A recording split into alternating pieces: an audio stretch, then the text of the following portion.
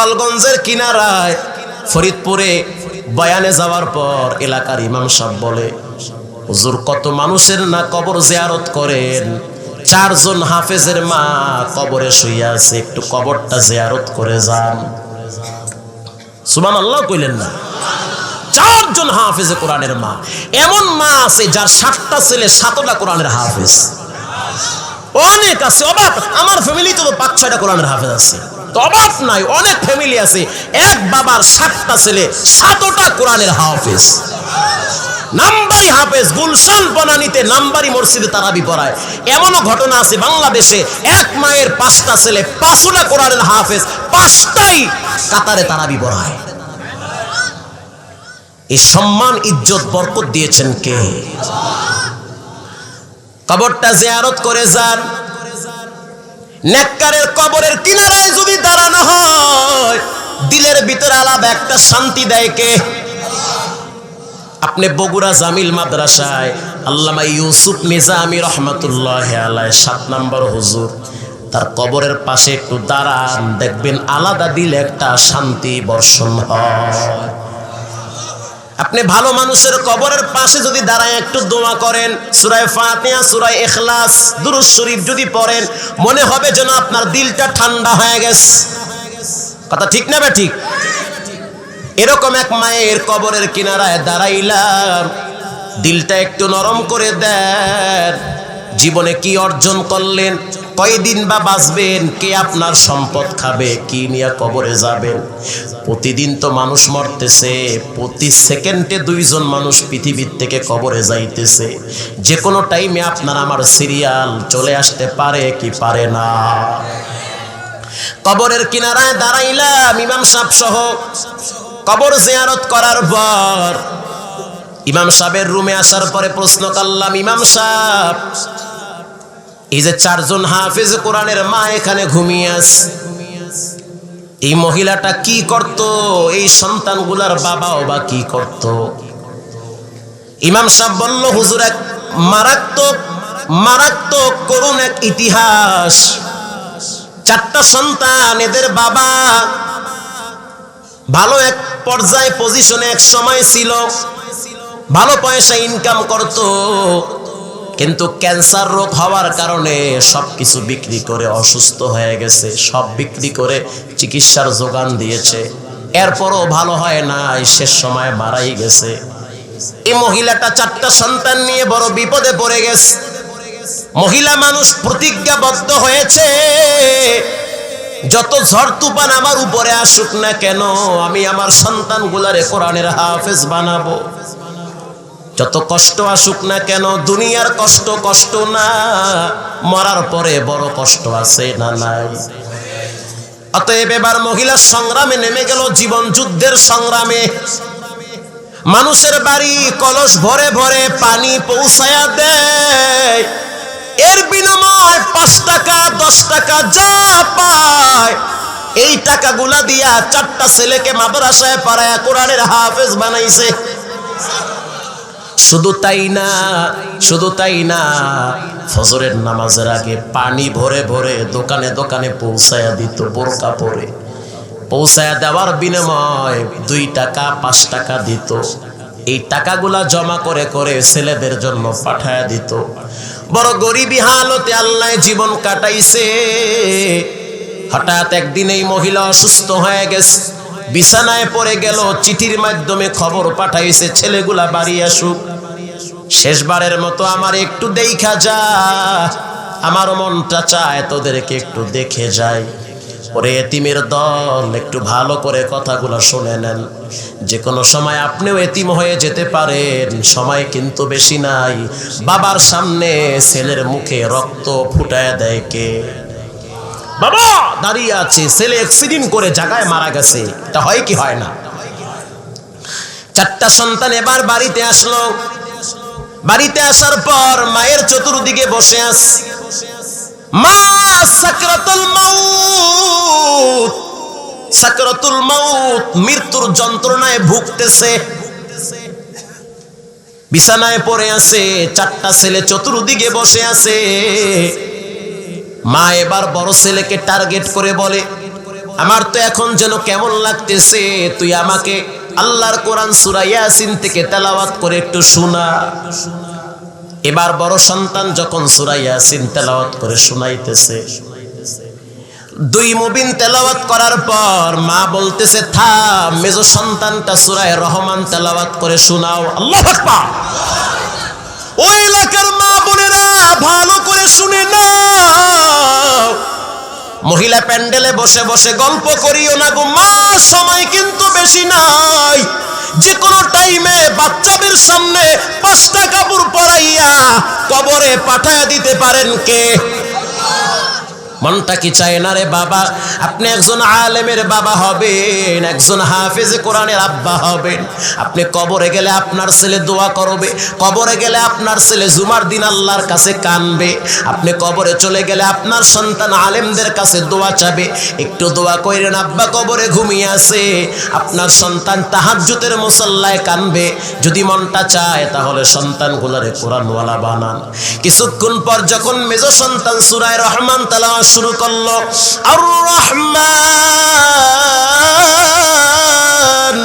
আল্লামাল কুরআন খালাকাল ইনসানা আল্লামাহুল বায়ান। একের পর এক যখন তেলাওয়াত শুরু হয়ে গেছে, এক একটা আয়াত যায়, মনে হয় যেন মায়ের কলিজায় জান্নাতের পানি যায়। আল্লাহর হাবিব বলেন, যখন কোনো মানুষকে কবরে রাখা হয়, কোথায় রাখা হয়? কোথায়? না শ্বশুর বাড়িতে? কোথায়? কবরে। রাসূল বলেছেন, যখন কোনো মানুষকে কবরে রাখা হয়, উদিআল মাইতু ফি কবরিহি জাআল কুরআনু ইনদা রাসি। আল্লাহর নবী বলেন, কবরে নেওয়ার পর ওর তো ডানে বামে মাটি আর মাটি, সামনে মাটি পিছনে মাটি, আপন বলতে কেউ নাই, কেউ নাই। যে ব্যক্তি দুনিয়ার ভিতরে কোরআনটারে মহব্বত করবে, ভালোবাসবে, কোরআন অনুযায়ী জীবন চালাবে, রাসূল বলেছেন কবরে কোরআন তার মাথার পাশে বন্ধু হিসেবে দাঁড়িয়ে যাবে। সুবহানাল্লাহ কইলেন না? এটা বিশ্বনবীর কথা। এবার মেজো সন্তানকে বলা হয়, তুমি একটু সূরা মুলুক তেলাওয়াত করে শোনাও। সূরা মুলুকে নিয়ে এত পাওয়ার, যে ব্যক্তি সূরা মুলুক এশারের নামাজের পরে পড়বে, আরশের মালিক তার কবরে কোনো শাস্তি দিবে না। এবার মেজো সন্তান সূরা মুলুক তেলাওয়াত শুরু করলো, তাবারাকাল্লাযী বিয়াদিহিল মুলকু ওয়া হুয়া আলা কুল্লি শাইইন কাদির, الذي خلق الموت والحياة ليبلوكم أيكم أحسن عملا وهو العزيز الغفور،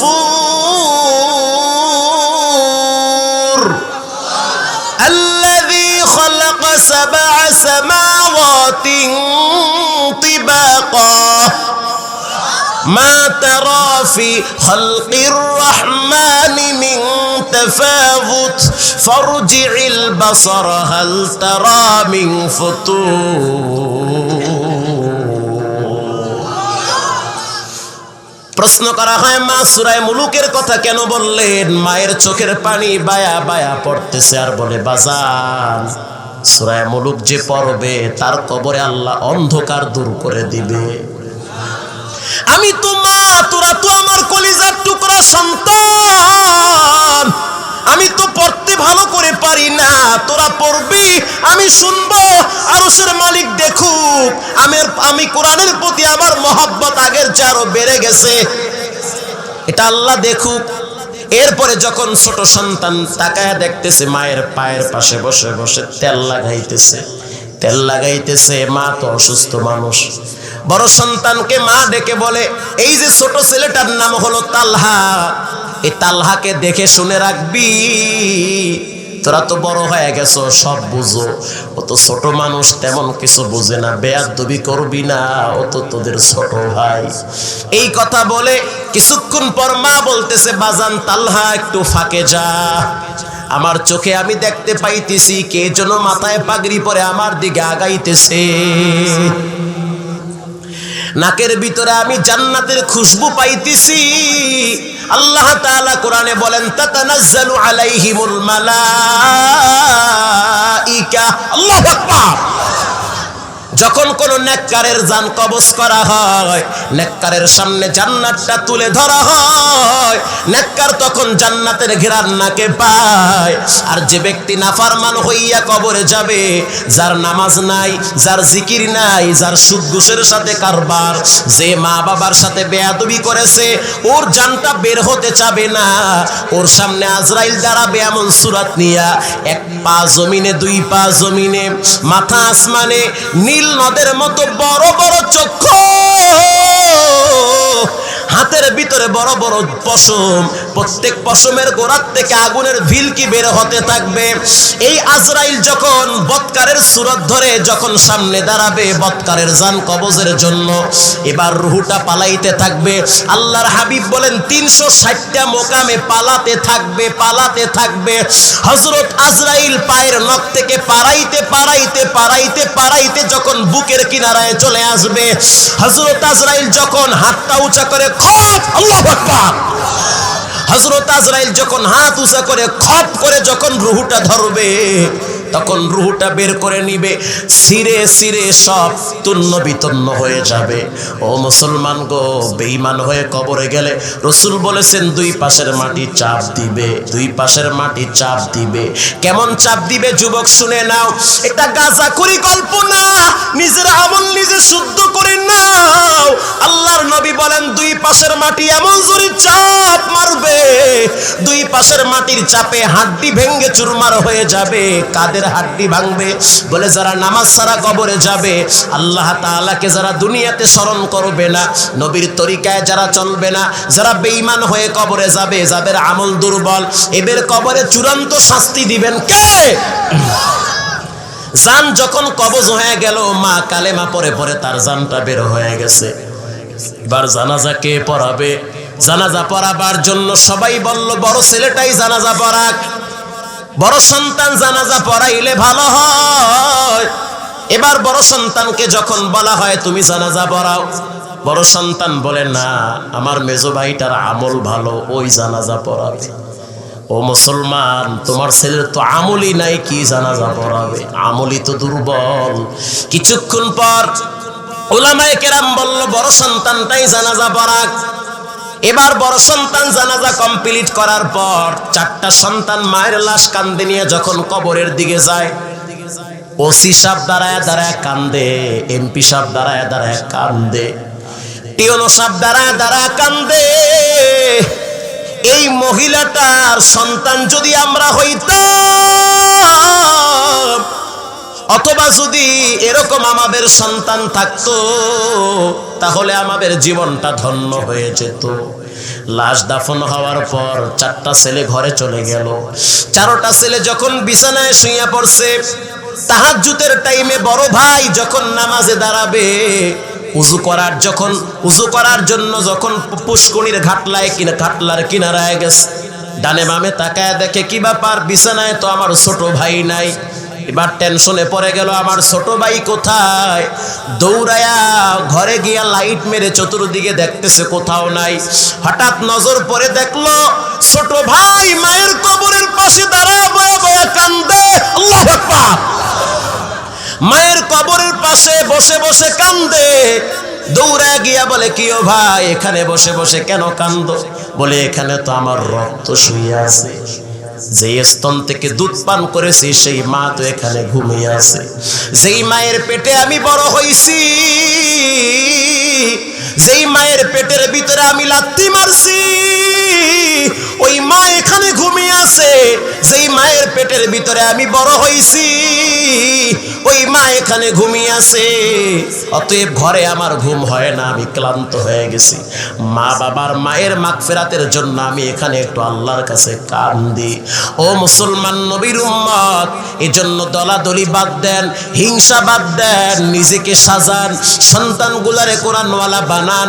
সন্তানকে ডাক্তার বানান, ডক্টর বানান, প্রফেসর বানান, সমস্যা নাই, কিন্তু সকালবেলা সন্তানগুলারকে কোরআনের তালিম দেন। আজ থেকে ওয়াদাবদ্ধ হন, জীবনে কোনোদিন মা বাবার সাথে বেয়াদবি করবেন না, উস্তাদের সাথে বেয়াদবি করবেন না।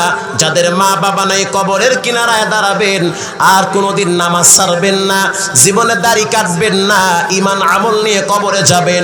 জীবনের শেষ তওবা মনে করে দুটো হাত আল্লাহকে দেখায় দাও। নারে তাকবীর! আয় আল্লাহ, হাতগুলো আপনি কবুল করে নেন আল্লাহ। জীবনে একবার বাইতুল্লাহর কালো গিলাফের সাথে লাগার তৌফিক দেন। আয় আল্লাহ, নবীজির রওজার সামনে দাঁড়াবার তৌফিক দেন, বলেন আমিন। قد أفلح من تزكى وذكر اسم ربه। নিজের দৈনিক 5টা করে বাস দেন, আমি খারাপ, আমি খারাপ, আমার ছেলে খারাপ, আমার মেয়ে খারাপ, আমার স্ত্রী খারাপ, এই স্লোগান দিলে ঢুকান, আল্লাহ ভালো বানায় কবরে পাঠাবে। আর যদি বলেন আমি ভালো, আমার ছেলে ভালো, এই বক্সের আওয়াজ আরো বানান, আমি ভালো, আমার ছেলে ভালো, আমার মেয়ে ভালো, এক সময় দেখবেন আপনারে খারাপ বানায় আল্লাহ কবরে পাঠাবে। কারণ নিজেকে ভালো মনে করাটা হলো ইবলিসের চরিত্র। কথা বুঝেন নাই? নিজেকে ভালো মনে করাটা হলো শয়তানের চরিত্র। আনা খায়রুম মিন, মাশাআল্লাহ, সুন্দর জবাব। খালাকতানি মিন নারিন ওয়া খালাকতাহু মিন তিন। ইবলিস বলে আমি ভালো, আদমের সামনে মাথা নত করার সময় নাই, কারণ আদম হলো মাটির তৈরি। জবাব দেন, ইবলিস কিসের তৈরি? আরো জোরে। আগুনের গতি নিচের দিকে না উপরের দিকে? আগুন মানুষকে জ্বালায় পোড়ায় ছারখার করে দেয়, মাটি গরম মানুষকে ঠান্ডা বানায় দেয়। ঠিকই তো আছে, আবার কি করে? আগুন মানুষকে জ্বালায় পোড়ায় ছারখার বানায় দেয়, আর মাটি গরম মানুষটাকেও ঠান্ডা করে দেয়। যখন রাগ উঠবে তখন মাটিতে বসে পড়েন, রাগ ঠান্ডা করে দিবেন কে? মাথা গরম, তোরে মাইরা ভর্তা বানাই হেলাম, এরকম যখন অবস্থা হবে মাটিতে বসে পড়েন। এরপরও যদি মাথা ঠান্ডা না হয় মাটিতে শুয়ে পড়ে। হযরত আলী রাদিয়াল্লাহু তাআলা আনহু বলেন, মাটিতে শুয়ে পড়, দেখবি মাটির দেহ মাটির মাধ্যমে আল্লাহ ঠান্ডা করে দিয়েছে, ঠান্ডা হয়েছে।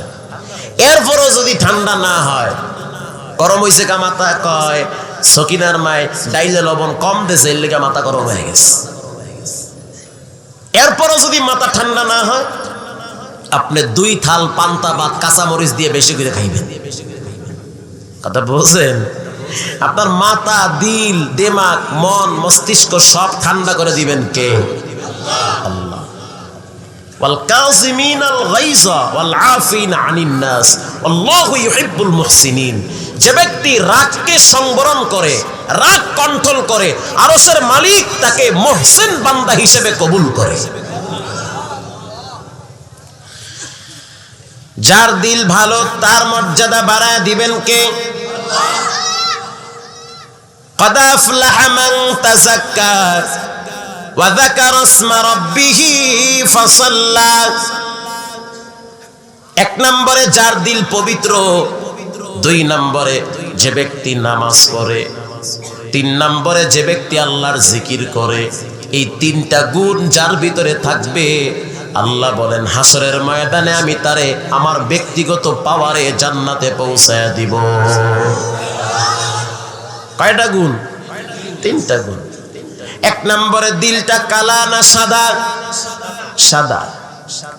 কিছু মানুষ আছে দেখতে সুন্দর, দিল বড় খারাপ, আছে না নাই? কিছু মানুষ আছে দেখতে সুন্দর নয়, কিন্তু দিলটারে আল্লাহ পবিত্র বানায় রাখছে। যেমন হযরত বিলাল, গোলামের ঘরের গোলাম, বাবাও গোলাম, মাও গোলাম, মানুষের বাড়ি কামলা দিয়া খাইতো। এই বেলালকে আল্লাহ পাক এত সম্মানিত করেছে, আল্লাহর হাবিব মেরাজে গিয়া বেলালের আওয়াজ আসমানে পেয়েছে। সুবহানাল্লাহ একটু জোরে কর। সুবহানাল্লাহ কর যোগ্যতা লাগে, আলহামদুলিল্লাহ বলার যোগ্যতা লাগে, আল্লাহু আকবার বলার যোগ্যতা লাগে। এবার মুখ খুলে কণ্ঠ ছেড়ে, কারণ অনেকে সুবহানাল্লাহ সুবহানাল্লাহ কয় ভাই, এটা তো হয় না। মুখ খুলে বলেন সুবহানাল্লাহ। হয় নাই, আবার বামি দিয়ে বয়ে রয়েছেন, পারেন না, আবার বাম ধরছেন, আবার বলেন সুবহানাল্লাহ। আপনি মরবেন না, কবরে যাইবেন না, পারেন না যে সুবহানাল্লাহ, খালি বয়ে বয়ে খালি খারাপ চিন্তা করতে পারেন। মুখ খুলে বলেন আল্লাহু আকবার। আপনি মরবেন না, তা মুখটা ক্লিয়ার করে করেন না কেন? আবার বলেন আল্লাহু আকবার। মাশাআল্লাহ, আল্লাহু আকবার। এটা একটা মারাত্মক পাওয়ারফুল স্লোগান। এই স্লোগান যখন মুমিন কণ্ঠে এবং জিহ্বায় আওয়াজ তুলে, নাস্তিক বেঈমানদের হাত থেকে অস্ত্র জমিনে পড়ে যায়। এটার পাওয়ার এত বেশি। আমেরিকার প্রেসিডেন্ট বর্তমান ডোনাল্ড ট্রাম্প, না টেম্পু ট্রাম্প, তিনি এক সেমিনারে বক্তব্য দিচ্ছে, একজনে পাইশ দেখালি কইছে আল্লাহু আকবার, যেই কইছে মাইক টিক ধুইয়ে উঠতেছে দৌড়।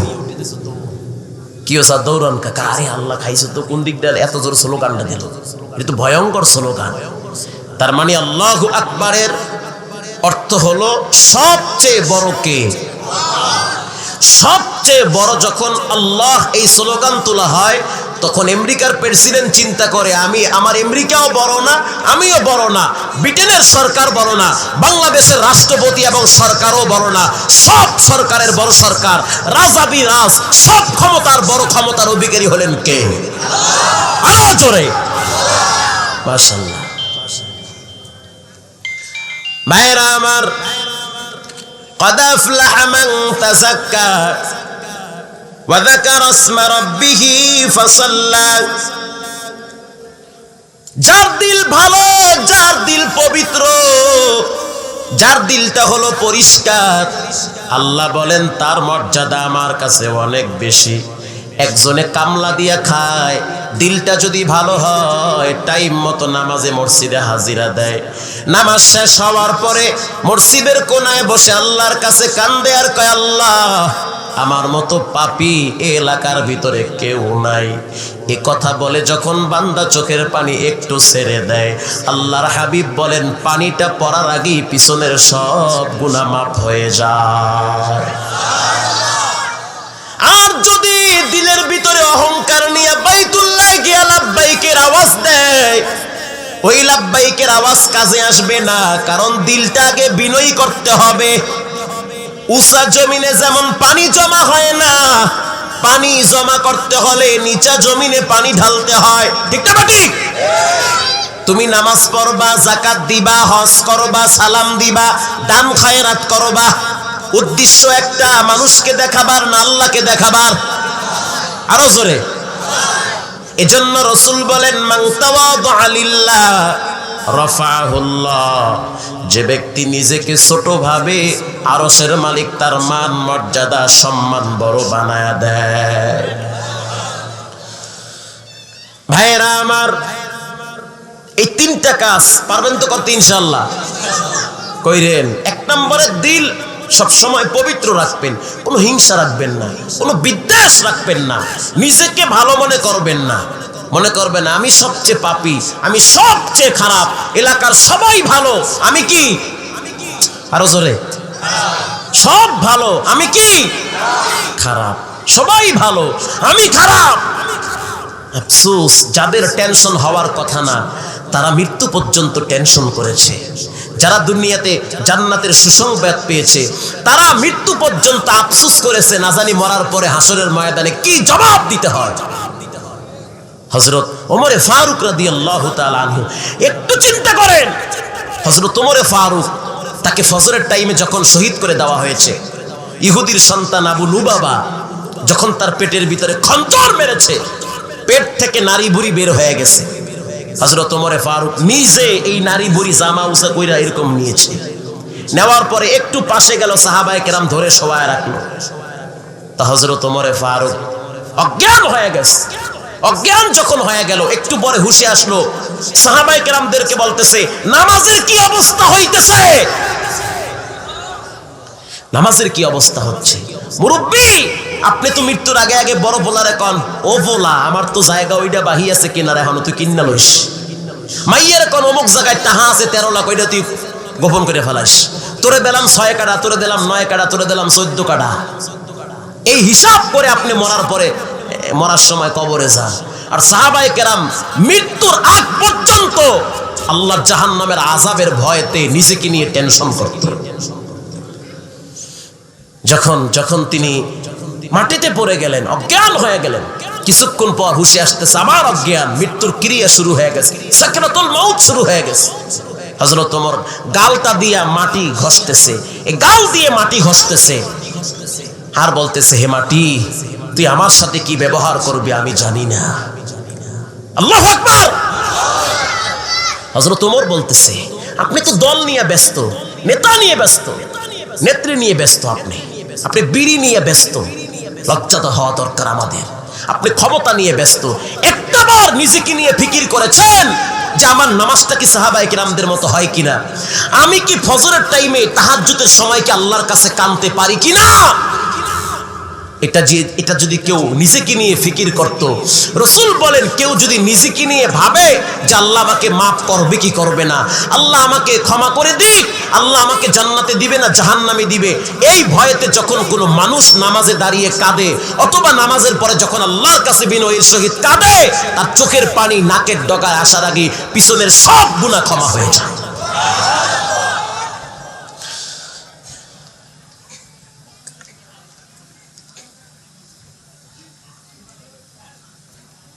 এজন্য ছেলে মেয়েদেরকে নিয়েও ফিকির করে। আজকে সমাজে একটি স্লোগান হচ্ছে, দেশ বাঁচাও সমাজ বাঁচাও, আছে না নাই? দেশ বাঁচাও সমাজ বাঁচাও। বর্তমান বাংলাদেশের ভিতরে 4 বছরের মেয়ে এটাও নরপশুদের হাতে ধর্ষণের শিকার হয়। 80 বছরের বুড়িও রেহাই পায় না। 7 বাচ্চার মা বুড়ি মহিলা রেহাই পায় না। জাহিলিয়াতের যুগে এমন কোনো পাশবিক নির্যাতন ছিল না। বর্তমান সমাজের যুবকরা সেটাকে হার মানিয়েছে। কারণটা কি? একটাই কারণ, স্টার জলসা, জি বাংলা চ্যানেল 8গুলার কারণে আজকে ঘরে ঘরে অশান্তি ঢুকে পড়েছে, যার কারণে সুখময় দাম্পত্য জীবনকে ধ্বংসের দ্বার প্রান্তে পৌঁছে দিয়েছে। প্রতিদিন বিবাহ শাদী ভাঙতেছে, প্রতিদিন ভাঙতেছে, প্রতিদিন ভাঙতেছে, প্রতিদিন ভাঙতেছে। আজকেও পত্রিকা দেখলাম শাবনুরের বিয়ে শেষ। পত্রিকা দেখছি, লেখলে সমস্যা, আমি কইলে সমস্যা, গোটা পৃথিবীর মানুষ দেখেছে। কথা কি বুঝতেছেন? আর এদেরকে আমাদের মা বোনেরা মডেল হিসেবে গ্রহণ করে। শাবনুর কোন ডিজাইনের চুল মাথায় লাগাইছে, কোন নায়িকা কোন ডিজাইনের ড্রেস লাগিয়েছে, এই চরিত্র, এই কালচারগুলো গ্রহণ করে, যার কারণে আজকে অধিকাংশ মেয়েরা তার মা বাবার কন্ট্রোলের বাহিরে চলে গেছে।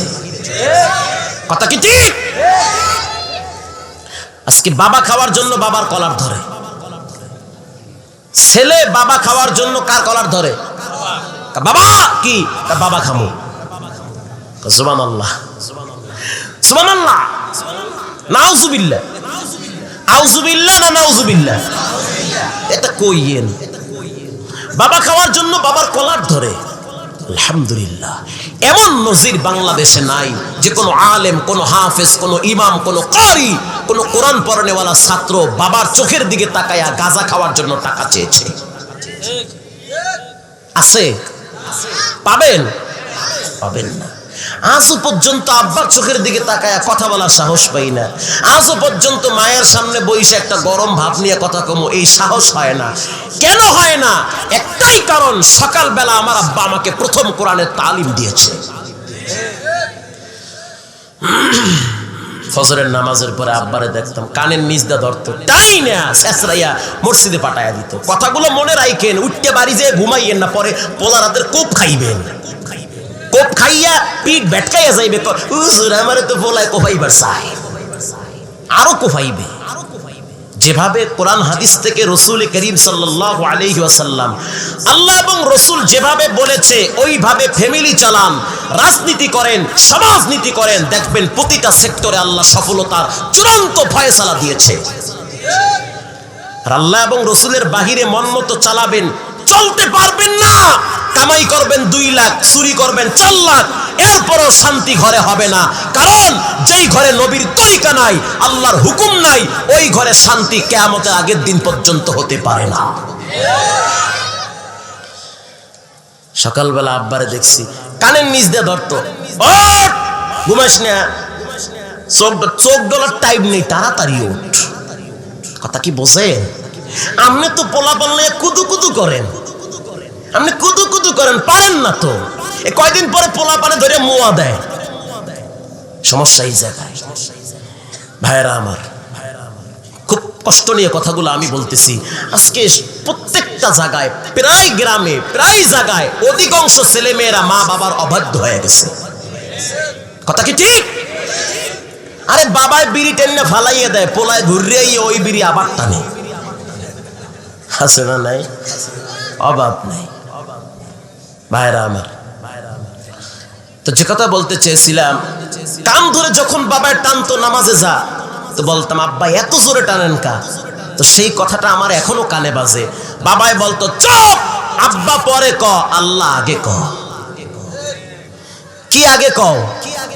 আরো জোরে, আল্লাহ। আব্বু আব্বু কইতে কইতে কপালে দেন সুমা, ঠোঁটে দেন সুমা, গালে দেন সুমা, ক্রিম লাগায় দেন চেহারায়। আপনি কতদিন নিজের হাত দিয়ে ছেলের চেহারায় উজুর পানি লাগিয়ে দিয়েছেন? কতদিন দিয়েছেন?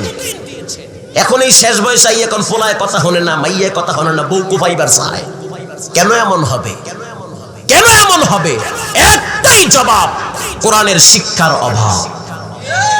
এটা কইলো ঠিক, না কইলো 500 বার ঠিক। জঙ্গল দিয়ে উঠতে বয়ান করে না, হলে দৈনিক 1টা 2টা করি, দৈনিক 1টা 2টা। অতএব ওয়াল বাংলাদেশের খবর কম বেশি ওয়াইজিনদের কাছে থাকে। বিভিন্ন শ্রেণী পেশার মানুষদের সাথে আমাদের উঠা বসা চলাফেরা।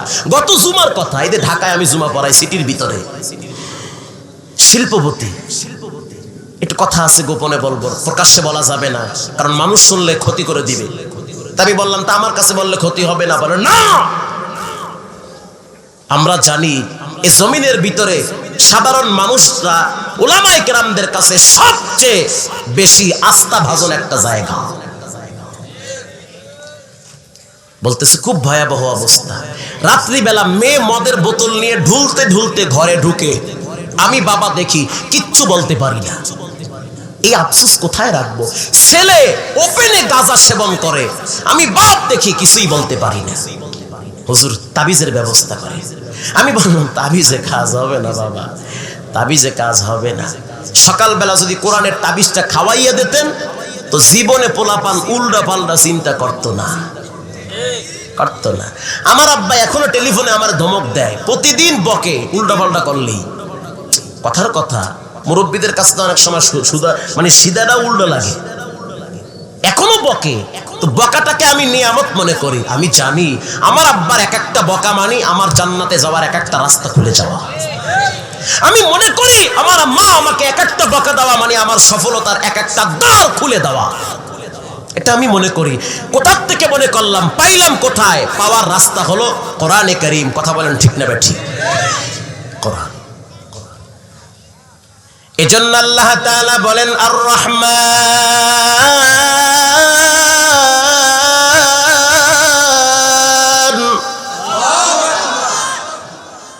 আমি হলাম রহমান, আমি হলাম দয়াবান। আমার মতো এত দয়া দুনিয়ার ভিতরে কোনো মানুষের নাই। দুনিয়ার মানুষ মানুষকে অল্প দেয়, খোটা বেশি দেয়।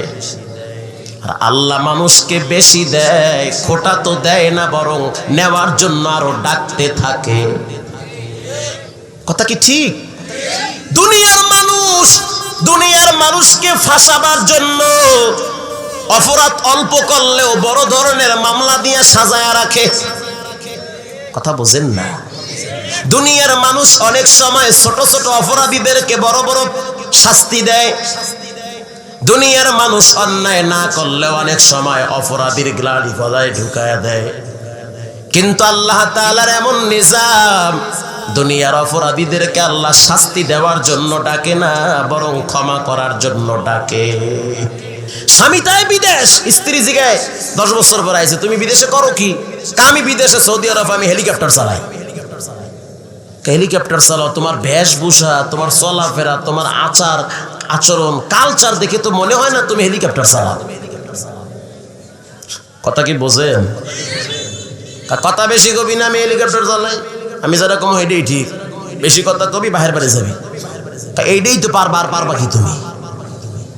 রাতের বেলা স্বামী স্ত্রী ঘুমাইছে, স্ত্রী ঘুমাইছে, স্বামীও ঘুমাইছে, স্বপ্নে স্বামী বলতে আছে, ঘুমের মধ্যে কইতে আছে জুতায় পালিশ লাগবে, পালিশ। তার মানে সৌদি আরব গিয়া কি করে? জুতায় পালিশ করে। আমার কথা হলো, প্রত্যেক কর্মকে আমরা বড় করে দেখি, যেটা করবে ওটার প্রভাব অনেক সময় ঘুমের ভিতরেও পড়ে যায়। অনেক মায়ের সন্তানরা ঘুমের ভিতরে, মাদ্রাসায় দেখি ঘুমের ভিতরে স্বপ্নে আল্লাহর কালামের তেলাওয়াত করে। সিরাজগঞ্জে বয়ানে গেলাম, আব্দুল কাদের সিদ্দিকী নামের একজন বক্তা আছে না নাই? তার মুখেও শুনেছি তার সন্তানরা ঘুমের ভিতরে জিব্বা লড়ায়া লড়ায়া আল্লাহর কোরআনের তেলাওয়াত করে। ও মুসলমানের দল, এমন একটা সন্তান রেখে যান, মরার পরে যেন একটু হলেও দোয়া করতে পারে। দুনিয়া কিছুই না রে ভাই, আজকে আছেন কালকে নাও থাকতে পারেন। সকালবেলা মসজিদের পালকি বাড়ির সামনে আসতে পারে কি পারে না? এরে যুবক, সময় বেশি নাই, যে কোনো টাইমে মসজিদের পালকি বাড়ির সামনে হাজির হইতে পারে। যে কোনো সময় দোকানের 3টা কাপড় তোমার জন্য বরাদ্দ হতে পারে কি পারে না? এজন্য আল্লাহ তাআলা বলেন আল্লামাল কুরআন, আমি মানুষকে শিক্ষা দিয়েছি কুরআন। কুরআন এমন এক ফজিলতময় কিতাব, এই কোরআনের মাধ্যমে মুসলমানরা এক সময় টোটাল পৃথিবী শাসন করেছে। আল্লাহর কালামের এত দাম, এত পাওয়ার, এই কোরআনটারে শয়তানও 13 বার ভয় পায়।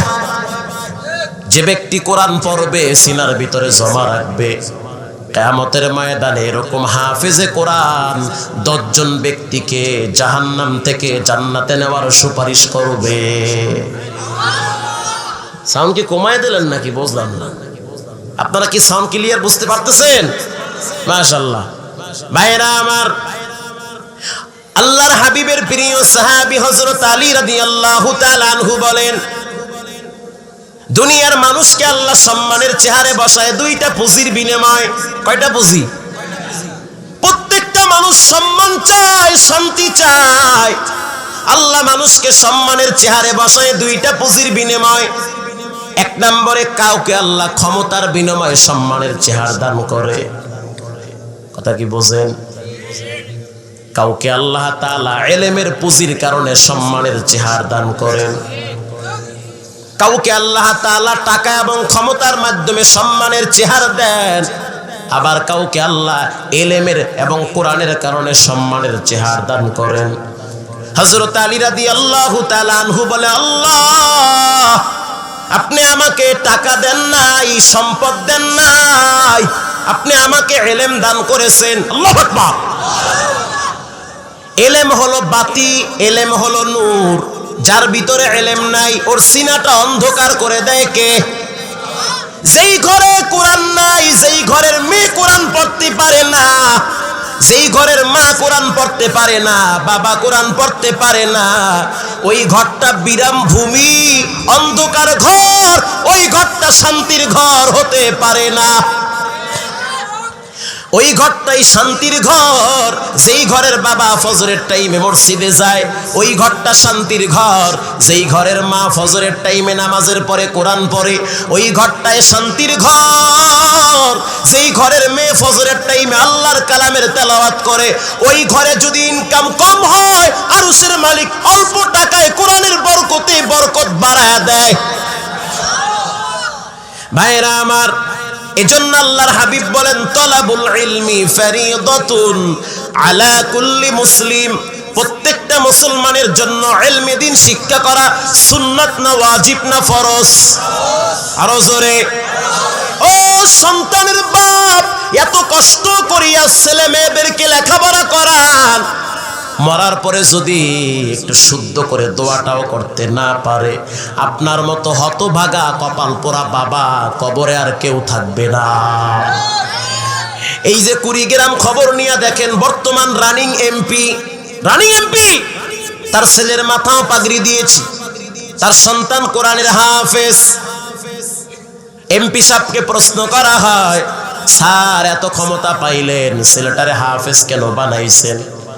বলে, হুজুর এটা তো আল্লাহ তাআলার পক্ষ থেকে নিয়ামত। এত ছেলে মেয়ে আমার, এর ভিতরে আল্লাহ পাক একটারে যে কবুল করবে আমি কল্পনাও করতে পারি নাই, আর একটার কারণে আল্লাহ পাক আমার দিলে শান্তি বসায়া দিয়েছে। নানান ঝামেলার ভিতরে থাকি, শান্তি পাই না, অস্থিরতা ফিল করি, অশান্তিতে বিরাজমান। কিন্তু আমার সন্তান আমার কানে কানে বলে, আব্বু কোনো টেনশন নাই, আলা বিযিকরিল্লাহি তাতমাইন্নুল কুলুব। বাবা কোনো টেনশন নাই, দিলের ভিতরে কোনোদিন শান্তি হবে না ক্ষমতার মাধ্যমে, টাকার মাধ্যমে। শান্তি যদি আসতে হয় একমাত্র আল্লাহর কোরআনের তেলাওয়াতেই শান্তি আসবে। আমি পড়তে পারি না, ছেলে তেলাওয়াত করে আমি শুনি, ইয়াসিন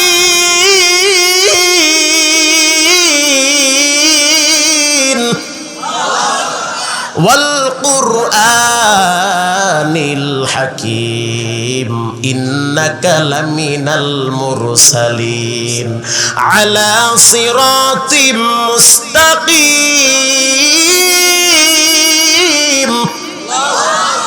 যত পরে তত মজা লাগি গো। ও যুবক, মাঝে মাঝে আল্লাহর কোরআন পড়বা, দেখবা দিলের ময়লাগুলো দূর করে দিবেন কে? আমি তো দেখছি আল্লামা আজিজুল হক রহমাতুল্লাহি আলাইহি সময় পাইলেই কোরআন তেলাওয়াত করতো। হাফিজি হুজুর রহমাতুল্লাহি আলাইহি বুড়া মানুষ, ট্রেনে সফর করত আর জিব্বালারে আল্লাহর কোরআনের তেলাওয়াত করত। মুফতি আমিনী রহমাতুল্লাহি আলাইহি রাস্তা দিয়া চলতো, জিব্বালারে কোরআন তেলাওয়াত করত। ও মুরব্বী সন্তান, সন্তানের মা বাবা শুনে নেন, আজকে রাস্তা দিয়া হাঁটেন, কি বলে দোকানে বসে থাকেন, জিব্বালারা গীবত করেন। আল্লাহর কোরআনের তেলাওয়াত যদি আপনারা করতেন, সমাজের ভিতরে এত অশান্তি আর বিশৃঙ্খলা হতো না। কোরআন মানুষকে সম্মানিত করে না বেইজ্জতি করে? আরো জোরে। সম্মানিত করে। কোরআন একটা সম্মানের বস্তু, সম্মানের কিতাব। কিতাবুন আনজালনাহু ইলাইকা লিতুখরিজান নাসা মিনাজ যুলুমাতি ইলান নূর। আল্লাহ তাআলা বলেন, ও পয়গম্বর, আপনি অন্ধকারাচ্ছন্ন এলাকার মানুষগুলারে ধরে ধরে আলোর পথে নিয়ে আসেন। আলোর পথ মানে কোরআনের পথ, আলোর পথ মানে হাদিসের পথ, আলোর পথ মানে নামাজের পথ, আলোর পথ মানে আল্লাহর পথ, আলোর পথ মানে নবীর পথ। ও মুসলমান, হাতেও ধরি পায়েও ধরি, সন্তানগুলারে কোরআনওয়ালা বানান, ঠকবেন না। আজকে যদি মারা যান, আপনার কবরটা কতটুকু লম্বা হবে, কতটুকু চওড়া হবে, লাশ কেমনে কবরে রাখবে, বা কেমনে বাধা দিবে, কেমনে বান দিবে, কেমনে মাথার সামনে মাটি দিবে, কেমনে বাঁশ দিবে, কেমনে আপনার গোসল করানো হবে, কেমনে আপনাকে কাফন পরানো হবে, কেমনে জানাজা দেওয়া হবে, জানাজার পরে আপনার ছেলে কি করবে, এই শিক্ষাটা দরকার কোরআনের মাধ্যমে। ঠিক না বেটি?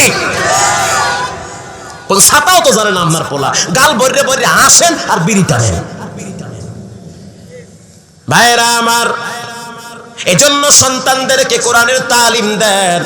কিয়ামতের ময়দানে মানুষ যখন কেউ কাউকে পরিচয় দিবে না, আল্লাহর রাসূল বলেন, একজন হাফেজ তার মা বাবাকে সহ 10 জন ব্যক্তিকে ধরে ধরে জান্নাতে ঢুকায়া দিবে। এই পাওয়ার দিবেন কে? আরো জোরে। ভাইরা আমার, অনেকে মনে করে হুজুর কোরআন তেলাওয়াত করলে, মাদ্রাসায় পড়াইলে, কোরআন পড়লে লাভ কি? আমি বলবো, তুমি এমএ পাস কইরা কোন কি লাভটা পাইছো? আমার দ্বারা কও, তুমি এমএ পাস করছো, মাস্টার্স অনার্স কমপ্লিট করেছো, কি পেয়েছো আমাকে বল? কত টাকার মালিক হয়েছো তুমি? কতটুকু শিক্ষার অধিকারী হয়েছো? বরং আমি এটাই বলতে চাই, এমএ পাস না, অক্সফোর্ড বিশ্ববিদ্যালয় থেকে যদি ডিগ্রি নেওয়া হয়, ক্যামব্রিজ বিশ্ববিদ্যালয় থেকে যদি ডিগ্রি নেওয়া হয়, এই ছেলের ভিতরে যদি ভদ্রতা না থাকে, সভ্যতা না থাকে, আদব কায়দা না থাকে, মা বাবার সাথে যদি খারাপ ব্যবহার করে, মানুষ রূপী জানোয়ার, শিক্ষিত শয়তান। শিক্ষিত শয়তান। আর একটা পোলা কিচ্ছু পারে না, খালি আলিফ বা তা সা কোনো মতে পারে।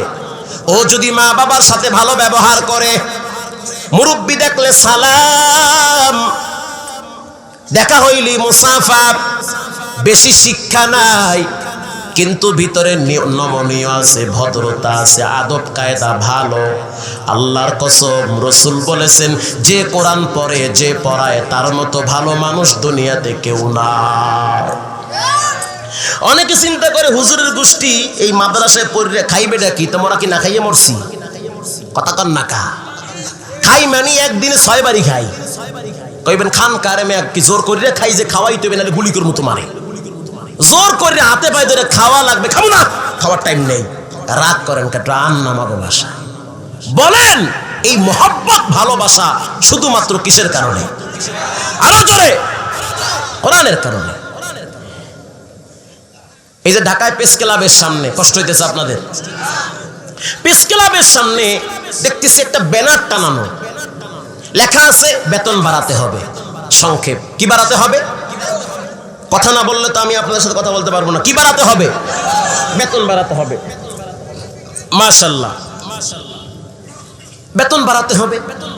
তা আমি চিন্তা করলাম ভালোই তো, বেতন তো বাড়ানো দরকার।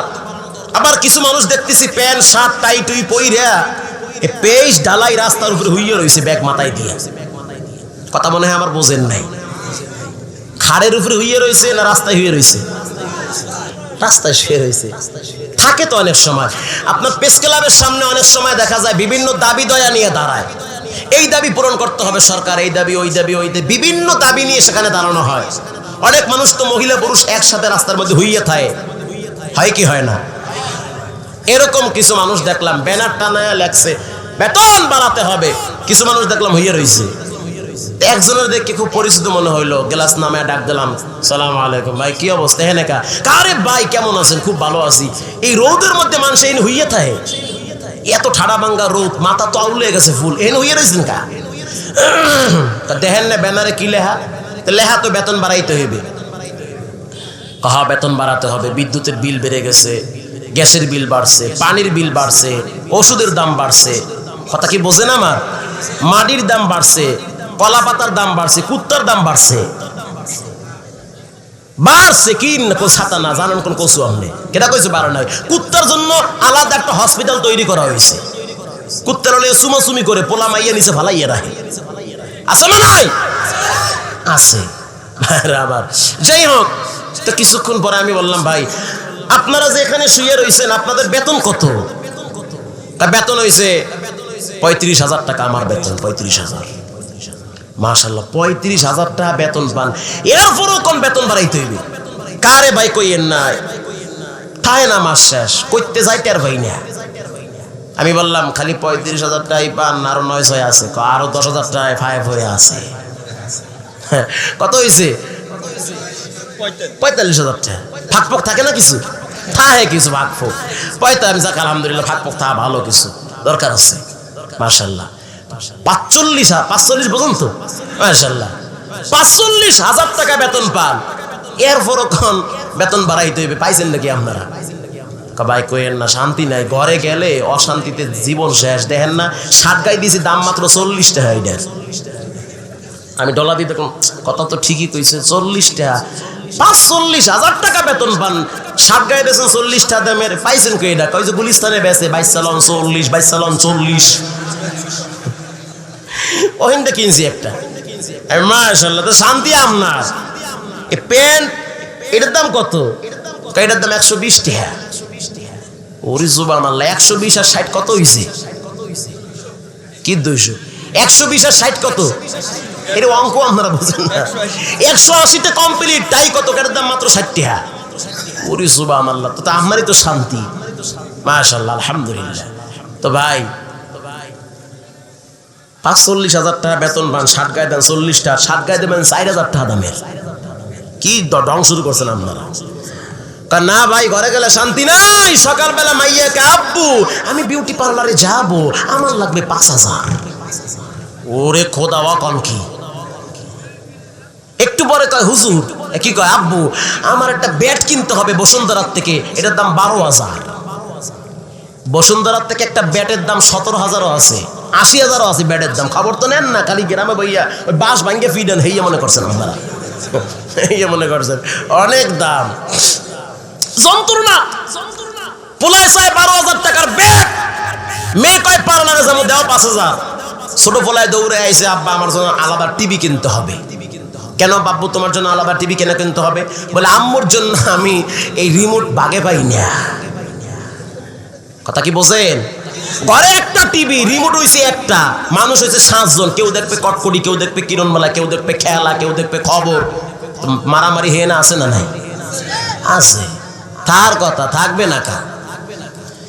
আমি বললাম ভাই ঠিকই কইছেন। ভাই মাস শেষ, নাই নাই নাই নাই তা সব শেষ, করতে যাই টের পাই না। এত হয় না ভাই, বড় জ্বালায় আছে। আমি বললাম ভাইজান রাগ করবেন না, বিবেকের আদালতে আমি একটা কথা বলি। আসরের নামাজটা কোথায় পড়েছেন? বলল গুলিস্তান মোড়ে মিনারওয়ালা বড় মসজিদটায়। আমি বললাম নামাজটা পড়াইছে কি? আপনি পড়াইছেন? আমি পড়াইছি, ইমাম সাহেব পড়াইছে। আমি বললাম ইমাম সাহেব মহিলা না পুরুষ? এই যে আবার ফাইজলামি শুরু করছেন। ইমাম সাহেব তো কি পুরুষ না মহিলা? পুরুষ। বড় ইমাম তো মহিলা, তা ছোট ইমাম পুরুষ হলো, মহিলা অসুবিধা কি হইতেই তো পারে। আমি বললাম না ভাই, যে কোনো সময় কেন মহিলারা কইয়া ফেলায় এ পিছনে যাম, ওরা সামনে যাবো, পারে কি পারে না? হইতে পারে, এই জন্য জিগাইলাম। আচ্ছা ঠিক আছে। আমি বললাম ইমাম সাহেব যিনি নামাজ পড়াইলো তার বেতন কত? অবশ্যই একজন আলেম নামাজ পড়িয়েছে, টুপিওয়ালা, নামাজিওয়ালা, দাড়িওয়ালা, লম্বা জামাওয়ালা। বলে হ্যাঁ অবশ্যই। জবাব দেন তার বেতন কত? তার তো বউ বাচ্চা আছে? বলে হ্যাঁ আছে। মা বাবা কি নাই? বলে সবই তো আছে। সামাজিকতা তাও তো আছে। একটু জবাব দেন, রাগ করিয়েন না। তার বেতন কত? বলে শুনছি মাত্র 16,000 টাকা বেতন। আমি বললাম সিটির ভিতরে 16,000 টাকা একজন ইমাম কেমনে চলে? এটা কিভাবে সম্ভব? অথচ ইমাম সাহেবের টুপির দাম 200 টাকা। কথা ঠিক না বে ঠিক? মুখ খুললে কইবেন ঠিক না বে ঠিক? খালি বয়ে বয়ে ঠান্ডা পানি জিমে খালি বয়ে বয়ে। ইমাম সাহেবের জামার গজের দাম 600 টাকা। এটার দাম 700 টাকা। কইলাম আর কি, আমার নালে পয়সা বেশি, আমি বেশি কাপড় দামি কাপড় বানাইছি। যারা সাধারণ মসজিদের ইমাম এরাও 400-500 টাকা গজের জামার কাপড় পরে। ইমাম সাহেবের ঘড়ির দাম 2000 টাকা। ইমাম সাহেবের জুতার দাম 2000 টাকা। বউ বাচ্চা নিয়ে বড় শান্তিতে আছে, আরামে আছে, কোনো ঝামেলা নাই, কোনো টেনশন নাই। বাচ্চাগুলা তো তেল তেল করে, খাইয়া তেল তেল হইছে, কোনো অশান্তি নাই, কোনো টেনশন নাই। ফ্ল্যাট ভাড়াও তো অনেক টাকা, কেমনে চলে? জবাব দেন। তার জবাবটা আমার দিলে এখনো বসে গেছে। সুবহানাল্লাহ কওয়ার জন্য রেডি আছেন? ইনশাআল্লাহ থাকেন। কইয়ে লাভ হইব, এইটাই পুঁজি। দুনিয়ায় চলতে গেলে টাকা লাগে, মরার পরে সওয়াব লাগে, এইটাই পুঁজি। বাড়ি গিয়ে ঘুমাইবেন, সকালবেলা কেন কয় যে বউ এটা দিয়ে শক্ত হইয়া মরিয়ে ভূত হইয়া গেছেন, লাশ না মাতামাতি করে দেয়া। হতে পারে কি পারে না? পারে। বইয়ে থাকেন, আল্লাহ বরকত বাড়াইয়া দিবে। ভাইরা আমার, তিনি জবাব দিচ্ছে আমাকে যে ওহো হের বেতন কথা কইয়েন না, হেরে তো আল্লাহ চালায়। আরো জোরে কোন সুবহানাল্লাহ। কে চালায়? আরো জোরে। রঙ্গে তাকওয়া, রঙ্গে সিদ্দিক, রঙ্গে দিন, তা'আবদু বাকি বুয়াদ বরাবেদিন। চালানে ওয়ালা কে? ও স্যার, হেরে যদি আল্লাহ চালায়, আপনার কি চালায়? জবাব দেন। তিনি বলল আমারে তো সরকার চালায়। আমি বললাম স্যার বেয়াদবি মাপ চাই। আল্লাহ যদি কেউরে চালায় সে ভালো চলে না খারাপ চলে? আরো জোরে বলেন। ইমাম সাহেব কেমনে এত আরামে চলেন?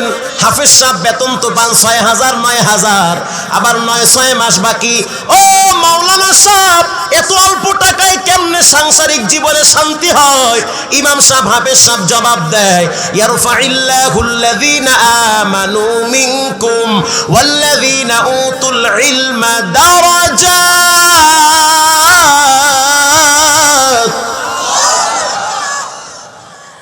যার ভিতরে ইলম থাকবে ওর বেতন যদিও কম, আল্লাহ বলে ওর বরকত আমি নিজে বাড়ায়া দিব। কে বাড়াবে? আল্লাহ বাড়ায়া দিবে। এজন্য কোরআনের দাম আছে না নাই? আল্লাহর হাবিব বলেন সন্তানদেরকে কোরআনওয়ালা বানাও। হযরত ওমর ফারুক বলল বাবার 2 নম্বরের দায়িত্ব সন্তানের ভালো একটা নাম রাখা। কি রাখা? নাম রাখছে মুসাম্মদ করিমা আক্তার গোলালু। করিম আক্তার কিরিম, কিরিম টিরিম টুনু ফুনু এই নাম বাদ দাও, নাম রাখবা সুন্দর নাম। সাদ, সাদ বিন আবি আক্কাস, তালহা, সুবাইর, সুনাইর, আব্দুর রহমান, আব্দুল করিম, আব্দুল সত্তার, আব্দুল ওয়াহাব। এই নামের ভিতরে আলাদা বরকত দেন কে? নাম রাখছে তুফান। কি নাম? কষ্ট হইতেছে? অজ্ঞ কষ্ট জান বাড়ি গিয়ে ঘুমাল কেন আপনার আটকে রাখছে। আবার মনে করেন না এখানে ওয়াজ করে আরো 5 জায়গায় ওয়াজ এমন যা জমা হয়েছে 2-4 বছরে শেষ করার আগেই বিষয় পারবো মরা ভাইরা আমার। নাম রাখছে তুফান। লইয়া গেছে হুজুরের দ্বারে, হুজুর কি এটা ফু দিয়ে দেন। হুজুরে শুরু করছে আউযুবিল্লাহি মিনাশ শাইতানির ফু দিব তো ঠিক। এর নাম কি তোর পোলার? কামাল পোলার নাম তো তুফান। ওদা জোতা তো ইয়ে হুজুর দিয়েছে দৌড়। হুজুর দৌড়ান কা? চপ বেটা, এই তুফানে আমার ঘর ভাঙছে 7 বার। নামের উপরে অনেক সময় কাজের প্রভাব পড়ে যায়। নাম যদি ভালো হয় হাসরের ময়দানে আল্লাহ পাক অনেক ভালো নামওয়ালা ব্যক্তিদেরকে ক্ষমা করে দিবে। নামের এত দাম, এত পাওয়ার, কিয়ামতের ময়দানে আল্লাহ বলবে আবু বকর যাও, তোমার জন্য আজকে জান্নাতের ঘোষণা হয়ে গেছে। হাজার হাজার আবু বকর পিছনে পিছনে দৌড় মারবে। ফেরেশতারা আটকায় দিবে, কি ব্যাপার তোমরা কেন দৌড়াও? যে আবু বকরের ঘোষণা হয়েছে উনি তো হলেন হিজরতের সাথী নবীর। ওই আবু বকর তোমাদের কথা বলা হয় নাই। এবার এই আবু বকরেরা বলবে তাহলে আমাদের উপায় হবে কি? আমাদের উপায় হবে কি? আমাদের তো জাহান্নাম ছাড়া কোনো গতি নাই। এবার এই আবু বকর গুলা জাহান্নামের দিকে দৌড় মারা শুরু করবে। যখন জাহান্নামের দিকে দৌড়াবে মাঝে মাঝে পিছনের দিকে তাকাবে। আল্লাহ বলবেন ফেরেশতার দল এরা পিছনে বারবার কেন তাকায়? ফেরেশতারা বলবে কিরে তোরা পিছনে কেন তাকাও? আবার জাহান্নামের দিকে কেন দৌড় মারলি? বলে দুনিয়ার ভিতরে আল্লাহর একটা হুকুম ঠিক মতো মানতে পারি নাই। আজকে আল্লাহ অর্ডার করেছে আমাদেরকে জাহান্নামে, আর আল্লাহর নবীর প্রিয় সাহাবী আবু বকর জান্নাতি। এজন্য আজকে আর কোনো কৈফিয়ত চলবে না, এই হুকুমটা মানতে চাই, আজকে আমরা জাহান্নামে চলে যাব। কিন্তু পিছনে বারবার কেন তাকাও? বলবে আমরা এজন্য পিছনে তাকাই, দুনিয়ার ভিতরে মা সন্তানকে তাড়ায়া দিলে রাত্রিবেলা জালনা খুইলা মা তাকায় দেখে সন্তানটা ঘুমাইছে না বাগে খায়া ফেলাইছে। এই মায়া দিলের ভিতরে ঢুকায়া দিয়েছেন কে? অতএব আমরা জানি মা বাবার চেয়ে কোটি কোটি গুণ মায়া দয়া কার। আজকে বারবার পিছনে তাকাই দেখিনি আল্লাহ পাক একটা বার আমাদেরকে ডাক দেয় কিনা? আল্লাহু আকবার। একবার যদি বলে যা রহিম নামের উসিলায় তোদেরকে ক্ষমা করলাম, এই জন্য আমরা বারবার আল্লাহর দিকে তাকাই। আল্লাহ আল্লাহুস সামাদ, আল্লাহ বেনিয়াজ বেমুখাফিকি। আল্লাহ চাইলে কাউকে ক্ষমাও করতে পারে, কাউকে আল্লাহ জাহান্নামেও দিতে পারে। এই পাওয়ার ক্ষমতা আছে কার?